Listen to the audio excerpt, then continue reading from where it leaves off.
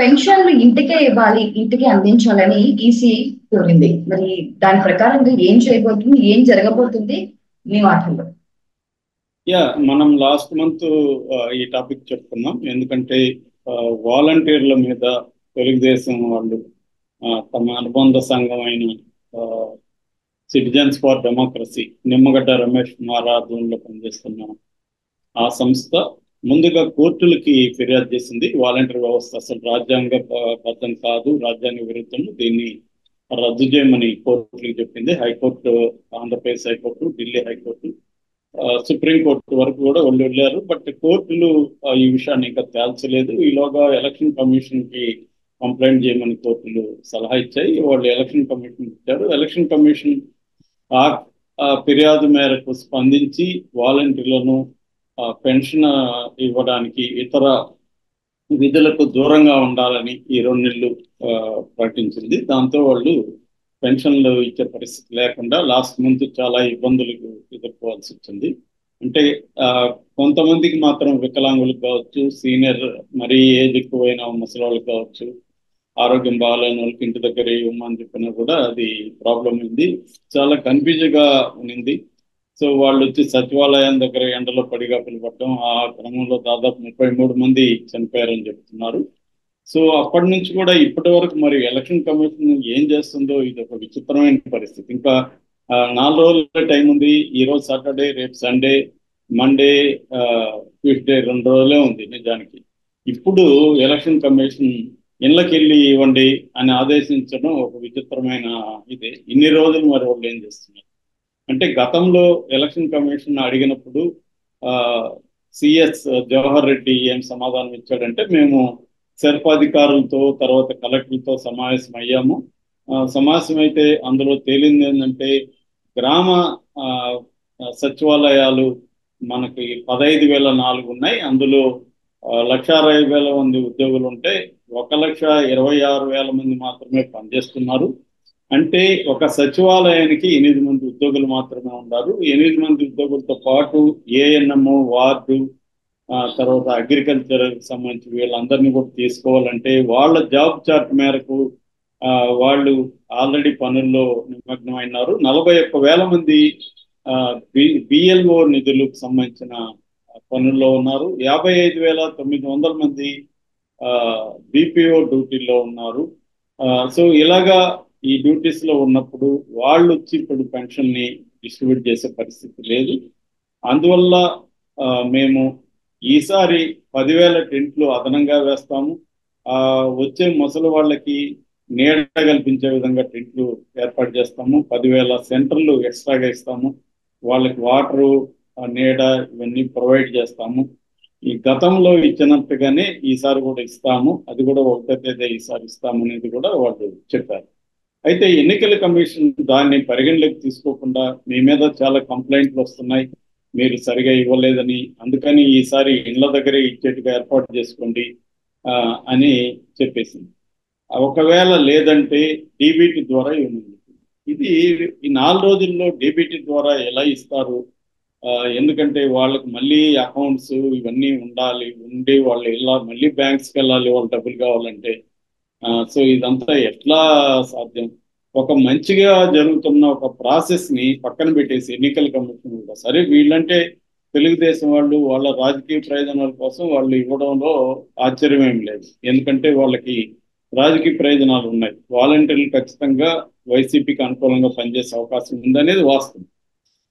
So Telugu Desam యాంగ్జైటీని మనం అర్థం చేసుకోవచ్చు. ఎందుకంటే వాలంటీర్లు ఉంటే తెలుగుదేశంకి వ్యతిరేకంగా వాలంటీర్లు ఓట్లు ఇస్తారేమో, వైసీపీకి అనుకూలంగా ఓట్లు ఇస్తారేమో అన్న భయం తెలుగుదేశం క్యాంపులో ఉంది. దాన్ని మనం అర్థం చేసుకోవచ్చు. కానీ ఎన్నికల కమిషన్ ఆలోచించాలి కదా. ఎన్నికల కమిషన్ ఎవడు ఫిర్యాదు ఇచ్చినా దాన్ని పట్టుకొని ఆల్టర్నేటివ్ ఏంది, ఫిర్యాదు ఇచ్చిన వాడిని అడగాలి కదా, ఆల్టర్నేటివ్ ఏంద్ర బాబు అని. అదే నిమ్మగడ్డ ప్రసాద్ ఆయన ఎన్నికల కమిషన్ అనుకున్నాడు కదా, సరే వాలంటీర్లు తీసేస్తాము, పెన్షన్ ఎట్లా వాళ్ళకి చేర్చేది, దాని మెకానిజం ఏందో మీరు చెప్పండి అంటే ఒక అడ్డదిడ్డమైన వాదన తీసుకొస్తున్నారు. అంటే కోర్టు కూడా అలాగే మాట్లాడింది. అదేంటంటే వాలంటీర్ లేని రాష్ట్రాలు ఎలా చేస్తారంటే ఇట్లాగే చేస్తారు. వాళ్ళు కూడా వచ్చి తీసుకెళ్తారు. మొన్నటి వరకు వాలంటీర్ లేని వరకు ఎలా ఉంది? సచివాలయాలకో లేకపోతే మండల ఆఫీస్కో వెళ్ళి పెన్షన్లు తీసుకునే వాళ్ళు ఎండల్లో నిలబడాల్సి వచ్చేది. ఇవన్నీ వద్దనే కదా జగన్ ఒక సిస్టమ్ తెచ్చింది. జనాల దగ్గరికి తీసుకెళ్లే మెథడ్ ఒకటి తీసుకొచ్చాడు. దానివల్ల ఏమి నిజానికి మేజర్ ఎక్స్పెన్సెస్ ఏం కాదు. 5,000 వాళ్ళకి ఇవ్వడం అనేది పెద్ద విషయం కాదు. సో వాలంటీర్లకి ఆ రకమైన సిస్టమ్ తీసుకొచ్చాడు. ఓకే, ఖచ్చితంగా జగన్కి అది పొలిటికల్ ఉపయోగపడుతుంది. కానీ దానికంటే బెస్ట్ ఏదన్నా బెటర్ ఏదన్నా చూపించాలి కదా. అదేమి చూపించకుండా ఉన్న సిస్టమ్ని రద్దు చేసి గందరగోళపరిచి ఇప్పుడు మళ్ళీ అదే చంద్రబాబు ఇళ్ళకి ఇచ్చే ఏర్పాటు చేయండి అంటే ఇళ్ళకి ఇచ్చే ఏర్పాటు చేయడానికి తగిన వ్యవస్థ లేదు కదా అక్కడ. ఉద్యోగులు అందరూ అంత ఖాళీగా ఎవరు లేరు కదా. దానికోసం ప్రత్యేకంగా పెడితేనే కదా అది సాధ్యమైంది మొన్నటి వరకు.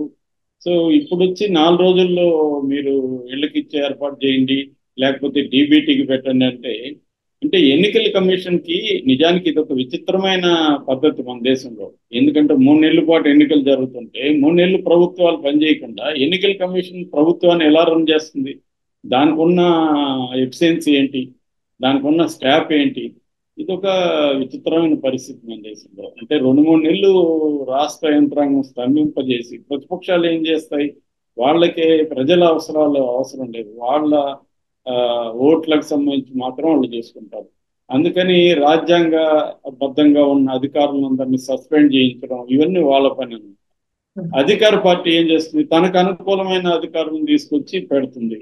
సో ఇక్కడ అధికార పార్టీ ప్రతిపక్ష పార్టీలు రెండు కూడా ప్రజల తరఫున నుంచి ఆలోచించట్లేదు. ఎన్నికల కమిషన్ తనకు లేని అధికారాన్ని చలాయించడానికి లేదా రాజ్యాంగబద్ధంగా అధికారం ఉండొచ్చు, కానీ అధికారం చలాయించడం కాదు కావాల్సింది.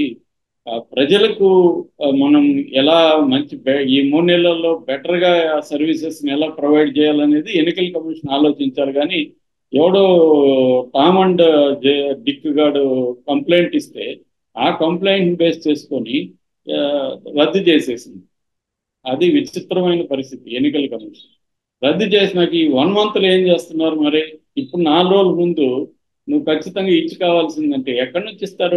వాళ్ళు చెప్తున్నారు కదా, సచివాలయానికి 8 మంది ఉద్యోగులు ఉన్నారు, ప్రభుత్వ ఉద్యోగులంతా వాడండి అంటే వాళ్ళకున్న ట్రైనింగ్ ఏంటి?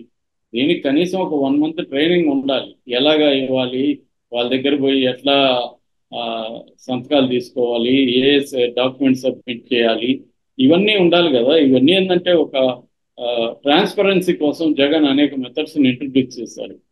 సో ఇప్పుడు ఆ మెథడ్స్ ఏమీ లేకుండా తీసుకెళ్ళి ఇవ్వడము కష్టమవుతుంది.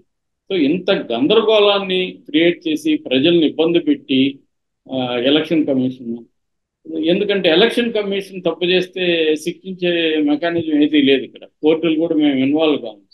అందుకని ఎలక్షన్ కమిషన్ ఏం చేస్తుందంటే వాళ్ళ అధికారుల యొక్క విమ్స్ అండ్ ఫ్యాన్సీస్ ప్రకారం వాళ్ళేదో మాకు అన్ని అధికారులు ఉన్నాయి కాబట్టి మేము ఏమన్నా చేస్తాం, వాడిని ఎట్లు మారుస్తాం, వీడిని ఎట్లు మారుస్తాం, తీసేస్తాం అనేది తప్ప దీన్ని మనం చేసే చర్యల వల్ల ప్రజలకు నష్టమా లాభమా అనేది ప్రధానంగా ఉండాలి ఎలక్షన్ కమిషన్.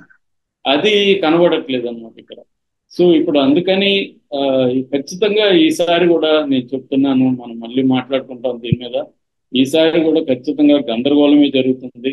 డీబీటీలో అందరికి డబ్బులు వెళ్ళలేవు, డైరెక్ట్గా ఇచ్చే పరిస్థితి లేదని వాళ్ళు ఆల్రెడీ తేల్చేశారు. సో వాళ్ళు తేల్చిన తప్పు అయితే ఉద్యోగులే వాళ్ళే చెప్తున్నారు కదా, ఈ డ్యూటీలో ఇంతమంది ఉద్యోగులు ఉన్నారు, మరి ఆ డ్యూటీలు పీకేసి ఇప్పుడు దీనికోసం పెట్టే పరిస్థితి ఉందా? సో ఎలక్షన్ కమిషన్ అనేది ఒక గవర్నమెంట్ని రన్ చేయడానికి సరిపోయే శిక్షణ కానీ వాళ్ళకి వ్యవహారం కానీ ఏమి ఉండదు. ఎలక్షన్ కమిషన్ ఎలక్షన్లు జరగడానికి పనికొస్తుంది తప్ప గవర్నమెంట్ ఎప్పటి నుంచో కొన్ని సిస్టమ్స్ని పెట్టుంటే ఆ సిస్టమ్స్ని పక్కన పెట్టేసి ఆల్టర్నేటివ్ సిస్టమ్స్ని వీళ్ళు 1 month 2 months ఎలా డెవలప్ చేస్తారు? ఇదొక నిజానికి ఇది సీరియస్గా చర్చించాలని అంశం. ఖచ్చితంగా ఎలక్షన్ కమిషన్ బాధ్యత వహించాలి ఇక్కడ.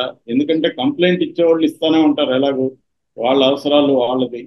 సో ఇక్కడ అధికార పక్షాన్ని ప్రతిపక్షాన్ని మనం తప్పుపట్టి లాభం లేదు. ఎందుకంటే రాజకీయ నాయకులకి ఇవాళ ప్రజలు కేంద్రంగా రాజకీయాలు నడిపే పరిస్థితి లేదు. పీపుల్ సెంట్రల్ పాలిటిక్స్ అంటారు కదా, అది పోయింది. ఇప్పుడు ప్రజల కేంద్రం అనేది పోయి తమ అధికార కేంద్రమై చుట్టూనే అన్ని రాజకీయాలు జరుగుతుంటాయి. కాబట్టి ఎలక్షన్ కమిషనే బాధ్యత తీసుకోవాలి.